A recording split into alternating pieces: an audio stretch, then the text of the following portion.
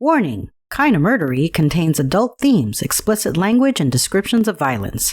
It is not suitable for anyone, and we recommend you stop listening now.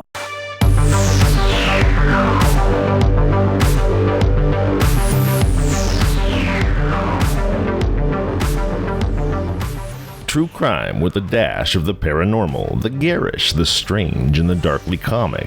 I'm Zevin Odelberg, host of Kinda Murdery, a podcast that's about more than just murder. It's my very own pocket dimension, home to a curated collection of bizarre and compelling stories, the unsolved, the unsettling, and the unbelievable. I cover it all, just so long as it's kinda murdery. That's right, everybody. You've just heard 100% verifiable information because just like it says in the intro, I am Zevin Odelberg, and this is Kinda Murdery. Well, here we are, just days away from saying hello to the month of December, which put me on the lookout for seasonally themed crime stories, and as I sat down to research today's episode, I suddenly thought to myself, hey, wait a minute, didn't the movie Goodfellas take place around Christmas time? Well, Yes, it did. Now, you may think you know the story of Goodfellas, who was involved, and what really happened, but do you? Do you actually? Does anyone? And while you may know the story of Goodfellas, you haven't heard the kinda murdery version of the real crime yet, and I think you're gonna want to now. So, if you're ready, please join me as we uncover what truths we can and solve what mysteries we may. Kinda Murderies, Badfellas, Cocaine, Chaos, and the legendary Lufthansa Heist starts now.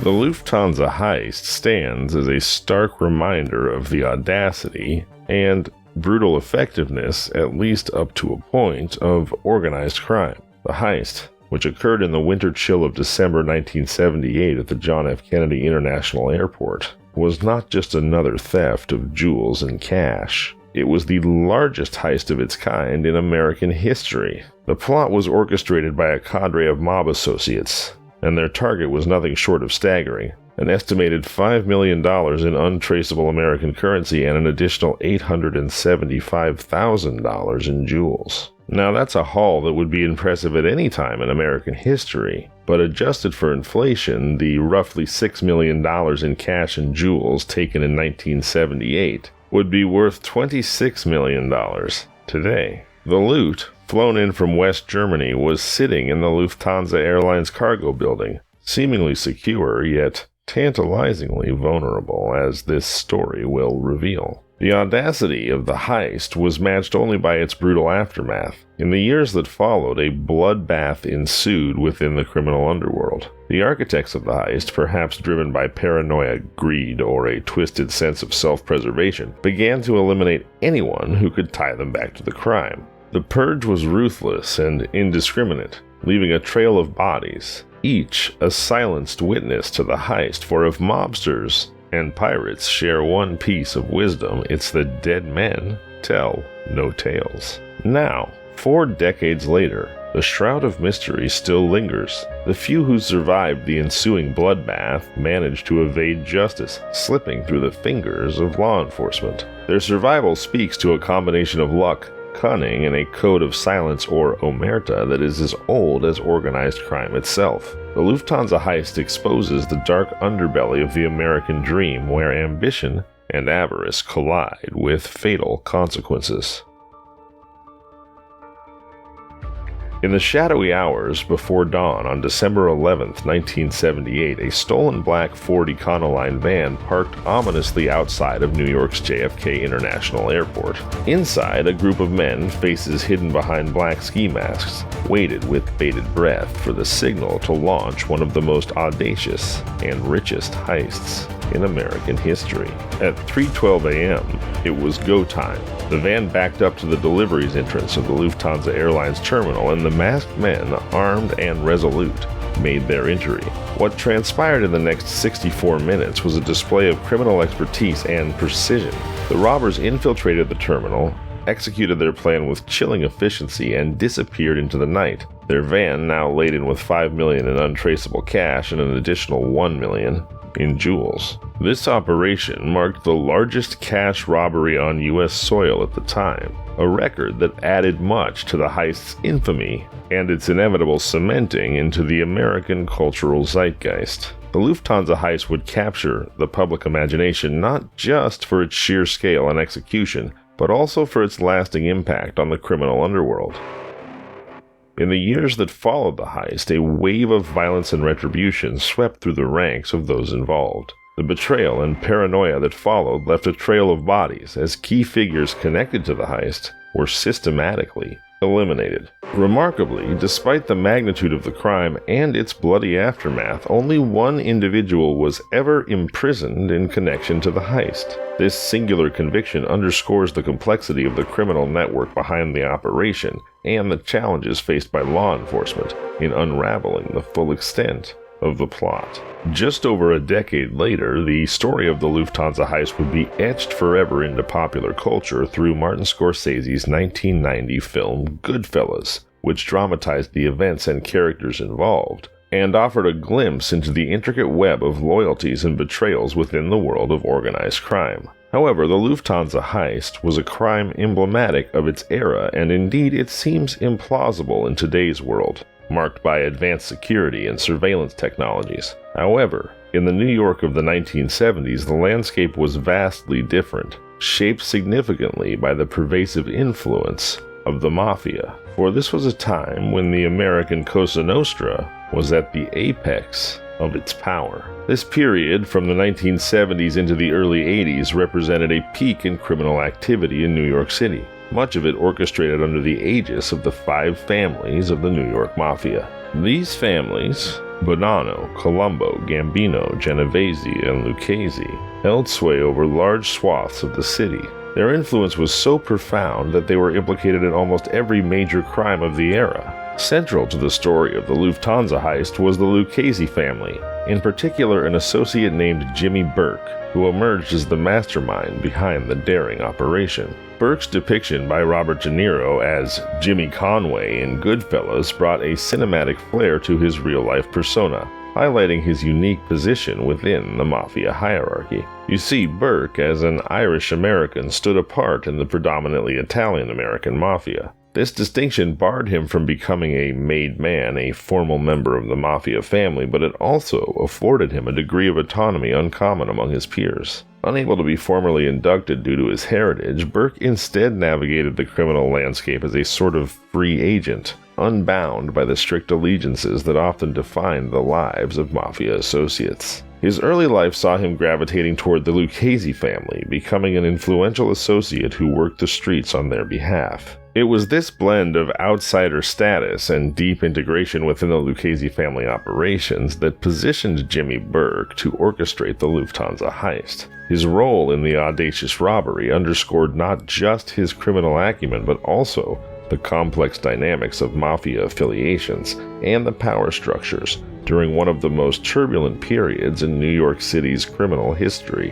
The genesis of the Lufthansa heist unfolded in an unassuming setting, Robert's Lounge. This tavern, nestled in the Ozone Park neighborhood of Queens and owned by Jimmy Burke, was more than just a local watering hole. It was a clandestine nexus for criminals, a place where illicit deals were brokered and nefarious plans hatched. It was in this den of iniquity that a pivotal meeting took place, setting the stage for the historic heist. Burke's associate, Henry Hill, later immortalized by Ray Liotta in Goodfellas, my God, what a performance, encountered a bookmaker named Martin Krugman at Robert's Lodge. This meeting would prove to be fateful. It was Krugman who unwittingly planted the seeds for the Lufthansa heist. Krugman relayed information to Hill that was too enticing to ignore. A stash of $6 million in untraceable cash and jewelry ripe for the taking at the John F. Kennedy International Airport. This intel came from Louis Werner, a JFK airport worker indebted to Krugman. Werner had revealed that the Lufthansa Airlines terminal housed a vault used for transporting and storing large sums of currency. The cash, flown in monthly from West Germany, represented the accumulated monetary exchanges from servicemen and tourists. This regular influx of untraceable American currency was a tantalizing target. Jimmy Burke's interest was further piqued by the knowledge that such a heist was feasible. Warner himself had previously pilfered $22,000 from a Lufthansa vault. Sensing an opportunity of unprecedented scale, Burke agreed to orchestrate the heist for the Lucchese family. Over the ensuing months, a meticulous plan was crafted. Burke, Warner, Krugman, and the other associates, leveraging their knowledge of the airport's layout and security protocols, devised a strategy. Warner's inside information was invaluable, offering specifics on where to park, the optimal time for entry, and the duration of their stay inside the terminal. This planning phase marked the careful orchestration of what would become one of the most audacious thefts in American history. Each detail, from the timing to the logistics, was methodically plotted, setting the stage for a heist that would reverberate through the annals of crime and forever change the landscape of organized criminal activity. As the plan took shape, Jimmy Burke meticulously assembled a crew that would be capable of carrying out this daring robbery. The team comprised a blend of seasoned criminals from the Lucchese family, an ally from the Gambino family, and close associates of Burke himself. Tommy DeSimone, portrayed as Tommy DeVito by Joe Pesci in Goodfellas, was a key player in this ensemble. Alongside him were Angelo Seppi, Louis Cafora, Joe Civitello Sr., Tony Rodriguez, Joseph M. Costa, Joe Manry, and Robert McMahon from the Lucchese family. Paolo Lucastri, representing the Gambino family, was also roped in, signifying the heist's cross-family collaboration. Additionally, Burke's own son Frank and an associate named Parnell Stacks Edwards were chosen for crucial driving roles. The plan was precise. DeSimone, Seppi, Cafora, Civitello, Rodriguez, Costa, Manry, and McMahon, and Lucastri would execute the heist. They would operate in a stolen Ford Econoline van driven by Edwards. Frank Burke's role was equally crucial. He would be stationed outside the airport in a crash car, ready to intervene and obstruct any police vehicles that might threaten the operation. In other words, it was his job to crash into any cop cars that might show up. Beyond the core team, other associates also played vital roles. Paul Vario, the underboss of the Lucchese family, portrayed by Paul Sorvino in Goodfellas, delegated his son, Paul Jr., to oversee the acquisition of their share of the loot. Vincent Asaro, a crime crew chief from the Bonanno family, was also involved. Vincent's inclusion underscored the heist's territorial implications, as the crime would occur on Bonanno turf. Jimmy Burke, the orchestrator of this grand scheme, would oversee the operation from a distance. His role extended beyond the planning and execution. He was also tasked with managing the aftermath, ensuring that all loose ends were tied up, a responsibility that hinted at the darker aspects of the heist's fallout. This assembly of criminal talent, drawn from various factions of New York's mafia landscape, highlighted the extensive reach and influence of organized crime during this era in the 1970s. The heist was not just a testament to their criminal prowess, but also an illustration of the complex interplay of alliances and territories within the mafia's larger structure. In the early hours of December 11, 1978, it was go time. The stolen Ford Econoline van, as meticulously planned, parked outside of the Lufthansa terminal at JFK Airport. The heist was triggered when cargo agent Kerry Whalen, sensing something amiss, approached the van. His decision to investigate set in motion a series of events that unfolded with terrifying efficiency. Whalen was quickly subdued, pistol-whipped, and dragged into the van. The assailants, demonstrating their willingness to go to any lengths, rifled through his wallet and threatened his family. Whalen had no choice but to comply with their demands. The situation escalated when another agent, drawn by the disturbance, arrived at the loading dock. He walked into an ambush. 6 masked men, armed and ready, swiftly overpowered him. Utilizing a key provided by Louis Werner, the insider who had facilitated the heist, the robbers gained access to the building and swiftly rounded up the remaining employees, herding them into a break room. Whalen, bloody and battered, served as a stark warning to the hostages of the robbers' deadly seriousness. The next phase involved Rudy Elrich, a senior cargo agent. Werner had informed the robbers that Elrich was the only individual capable of navigating the vault's complex 2-door system. Summoned under the ruse of a technical issue with the cargo, Elrich found himself coerced into opening the vault. The team's knowledge of the vault's security system was surprisingly thorough, a testament to Werner's detailed briefing. The double-door system was a crucial hurdle. Any error could trigger an alarm, instantly locking down the airport. The procedure required the first door to be unlocked, opened, and then relocked before the second door could be opened. This process had to be reversed upon exit. To ensure everything went according to plan, the robbers had Elrich open the first door, and then wait with them in the chamber between the doors while they assessed the cargo. This sequence of events highlighted not just the careful planning and execution of the heist, but also the level of inside knowledge that the robbers possessed. Each step was calculated to avoid detection and ensure a swift escape, painting a picture of a heist that was as meticulously orchestrated as it was brutally executed. In the tense moments within the Lufthansa terminal, the robbery reached its climax. Rudy Elrich, coerced at gunpoint, lay prone on the ground, witness to the meticulous theft unfolding before him.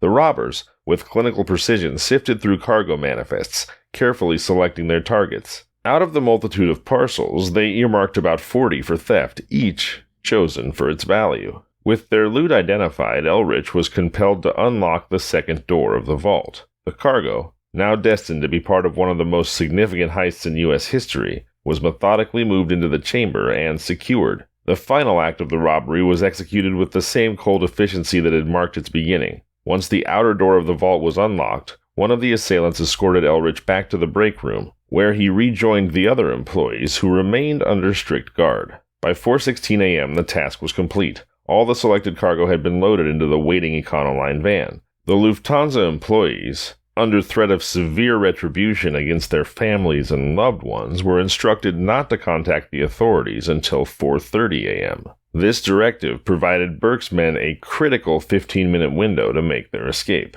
Fearing for their own lives and the lives of the ones that they loved, the employees adhered to their captor's orders, waiting 14 minutes before raising the alarm. When they finally did call for help at 4:30 a.m., Burke's crew was nowhere to be seen. In those 64 minutes, the Lufthansa heist had been executed flawlessly. The crew had managed to abscond with an estimated $5 million in cash and an additional approximately $1 million in jewelry. The magnitude of the heist was unprecedented. And, for the moment, they had evaded capture. The heist not only demonstrated the ingenuity and audacity of Burke and his team, but also underscored the limitations of security measures at the time. The success of the operation, at least initially, would go on to become a legend in the criminal underworld, and a haunting reminder of the era's vulnerability to such organized crime activities. But then, the Lufthansa heist, which had been executed with such precision and cunning, was on the verge of unraveling due to a single, reckless mistake.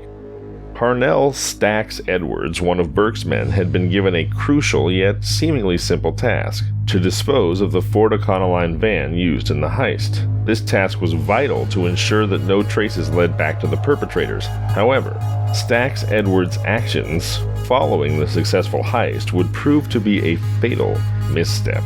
On December 13th, 2 days after the robbery, a seemingly innocuous event triggered the beginning of the unraveling. A police officer in Canarsie, Brooklyn, reported a large van parked illegally. The van's description matched the one provided by the Lufthansa employees. Sensing a potential lead, police investigators and fingerprint experts converged on the location, impounding what they believed to be the same vehicle spotted at JFK Airport. The forensic examination of the van led to a significant breakthrough. Fingerprints were identified as belonging to Parnell Edwards. This discovery inadvertently connected the heist to Burke's crew, a connection that would otherwise have remained concealed. However, Edwards would never face police questioning. He'd already been eliminated by Jimmy Burke, belying his nickname Jimmy the Gent by murdering Edwards for his blunder. Parnell Edwards' deviation from the plan was marked by a series of misjudgments. And misjudgments is putting it lightly, more like fatal errors. Instead of immediately taking the car to a car compactor in New Jersey as instructed, he decided to visit his girlfriend's house in Canarsie. His next decision to indulge in marijuana, purportedly smoking 2 joints, then drinking a bunch of booze and doing cocaine, led Edwards to carelessly park the van in a no parking zone and subsequently pass out, forgetting about the vehicle entirely. This lapse in judgment by Edwards not only cost him his life, but also signaled the beginning of the end for the secrecy surrounding the Lufthansa heist. It was a stark reminder that even the most meticulously planned crimes can unravel due to a single act of carelessness, turning what would have been a, quote, perfect crime, unquote, into a pathway leading investigators closer to the truth. In the aftermath of the Lufthansa heist and the critical mistake made by Edwards, Jimmy Burke, the heist's mastermind, was thrust into a state of deep paranoia and urgency, facing the prospect of his meticulously executed plan unraveling and the imminent threat of police scrutiny. Burke resorted to a chilling strategy to ensure the continued secrecy of the operation: a ruthless elimination of potential informants. Henry Hill, that's Ray Liotta from Goodfellas, who later turned into a crucial witness for the government, offered a harrowing account of Burke's reaction. Hill depicted Burke as consumed by anxiety following the discovery of the van and the rapid progress of the investigation by the FBI, which, within 3 days, had identified Burke and his crew as the prime suspects. Driven by a desperate need to protect himself, Burke, according to Hill, was determined to silence anyone who could potentially link him to the heist. This vow marked the beginning of a brutal and systematic campaign of elimination. The retribution began with Stax Edwards, the man whose blunder had jeopardized the entire operation. Edwards was murdered in his apartment by Tommy DeSimone and Angelo Seppi, two of Burke's trusted associates. Following Edwards, Martin Krugman, the bookmaker who had initially provided the tip-off about the Lufthansa cargo, met a similar fate. But Burke's wrath didn't stop with these initial targets. Over the next 6 months, several members of the heist crew, as well as some of their immediate family members, were either killed or disappeared. This list of victims included Frank Burke, Jimmy's own son. The killings were carried out either directly by Burke or orchestrated through his associates. The wave of violence underscored the brutal lengths to which Burke was willing to go to maintain the secrecy surrounding the heist. It painted a bloody picture of the mafia's internal dynamics, where loyalty was secondary to self-preservation and human life was expendable in the face of potential exposure. The Lufthansa heist, initially hailed as a masterstroke of criminal planning, thus descended into a dark saga of betrayal and bloodshed, erasing almost all direct links to one of the most significant robberies in American history. The aftermath of the heist, marked by Jimmy Burke's ruthless elimination of almost all involved, led to an ironic twist. Despite the magnitude of the crime, very few faced legal repercussions directly tied to the heist. 45 years later, now, the record shows that only one individual served time for direct involvement in the robbery. Louis Werner, the JFK airport worker whose inside information was crucial to the heist's execution, was arrested 4 months after the event. He was convicted for his role in providing layout details of the terminal to the robbers. In May 1979, Werner received a sentence of 15 years in prison, a punishment that stood in stark contrast to the fates of his co-conspirators, most of whom met violent ends. Henry Hill, a key associate in the heist, found himself in a precarious position by 1980 when he was arrested for narcotics trafficking. Fearing that Jimmy Burke would eliminate him to prevent any possibility of cooperation with the authorities, Hill decided to become proactive. To do what he could to protect his life, he chose to become an informant. Hill's decision to collaborate with the FBI in exchange for protection marked a significant turning point. His extensive knowledge about Burke, Vario, and others within the mafia proved invaluable. His testimony led to several convictions, and for his own safety, Hill entered the witness protection program,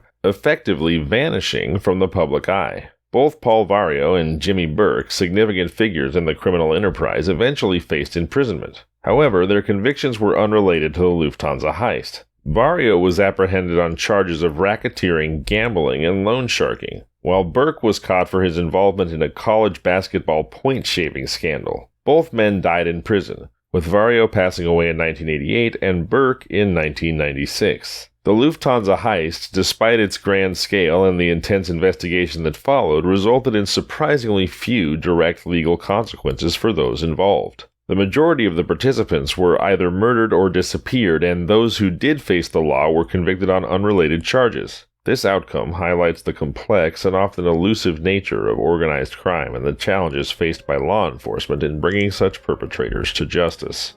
In 2014, a significant development occurred in the long-dormant case. with the arrest of Vincent Asaro, a reputed figure in the Bonanno crime family. This arrest came 36 years after the infamous heist at JFK Airport. Asaro, then 78 years old, faced trial in connection with the heist, stirring renewed interest in a case steeped in mafia lore and unsolved mysteries. However, his trial did not lead to a conviction for Asaro. Despite the charges, he staunchly denied any involvement in the heist, a claim that was supported by Henry Hill before Hill's death in 2012. The outcome of the trial was Asaro's acquittal on all charges related to the Lufthansa heist, leading to his release.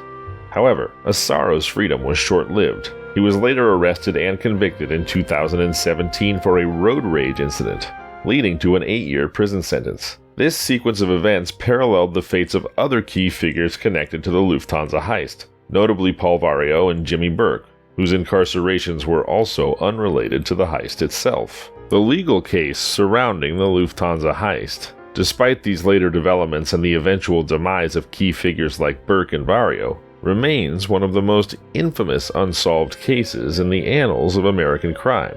Though we essentially know what happened that night and who was involved, or at least we think we do, largely for most of us because of the movie Goodfellas, since only Werner was ultimately imprisoned specifically for his role in the heist, the Lufthansa heist is still considered an open case. Its legacy, one of bloodshed, betrayal, and the seemingly impenetrable wall of silence that the Mafia calls Omerta.